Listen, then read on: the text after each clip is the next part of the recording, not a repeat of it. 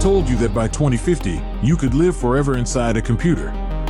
Not as some glitchy avatar, but as your actual consciousness, complete with memories, personality, and the ability to think and feel.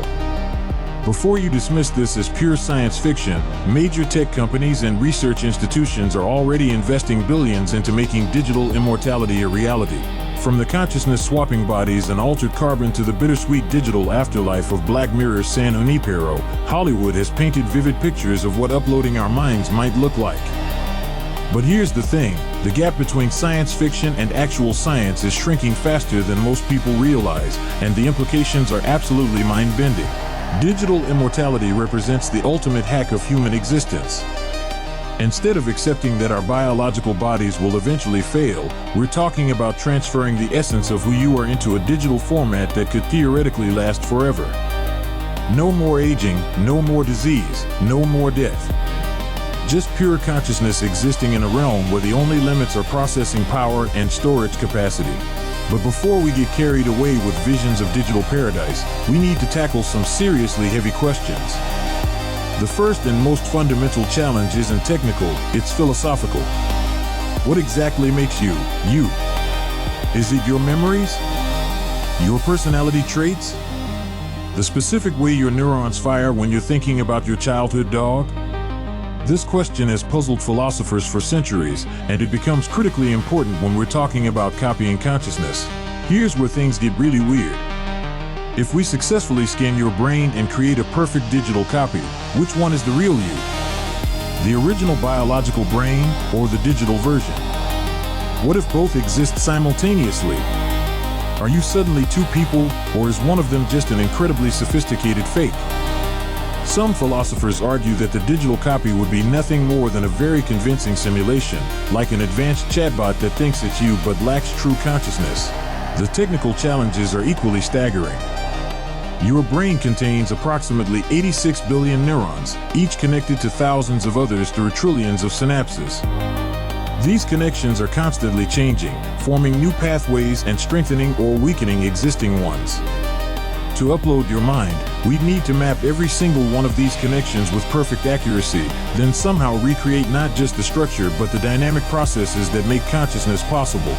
Current brain imaging technology isn't even close to this level of detail. The best MRI machines can show us brain activity at the level of cubic millimeters, but we need precision at the molecular level. We're talking about scanning something smaller than the wavelength of visible light, while that something is actively changing and processing information. Even if we somehow solve the scanning problem, we then face the simulation challenge. Running a full brain simulation would require computational power that makes today's supercomputers look like pocket calculators. Some estimates suggest we'd need computers thousands of times more powerful than anything currently existing, and that's assuming we perfectly understand how consciousness emerges from neural activity, which we absolutely don't. But here's where it gets interesting. Some researchers are taking a different approach entirely. Instead of trying to upload consciousness all at once, they're exploring gradual replacement. Imagine slowly replacing biological neurons with artificial ones that perform identical functions. Ship of Theseus style, you'd gradually become more artificial while maintaining continuous consciousness. This sidesteps some philosophical problems but creates entirely new ones. The timeline for achieving true mind uploading varies wildly depending on who you ask.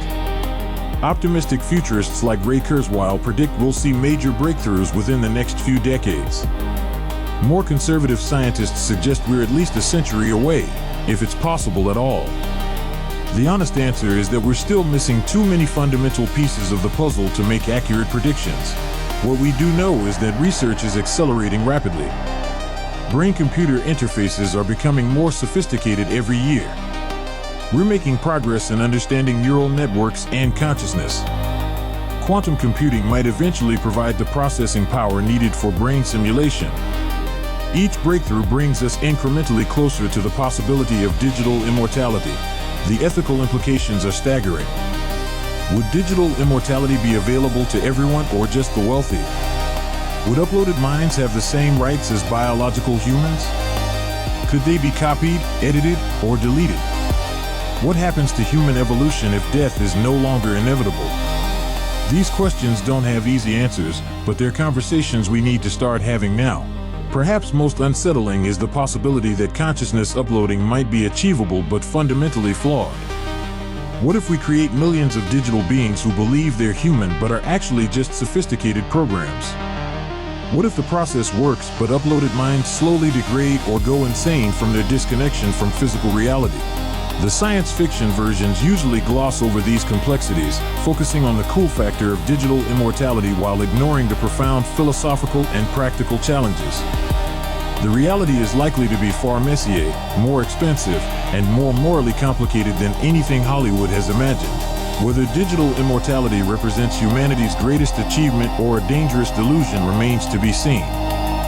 What's certain is that the research continues, the technology advances, and the day when we might face these choices in reality grows closer. What do you think? Would you upload your consciousness if the technology existed tomorrow, or are there aspects of biological existence that simply cannot be replicated digitally?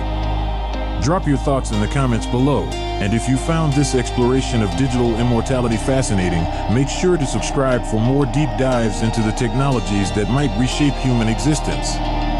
The future of consciousness itself might depend on the choices we make today.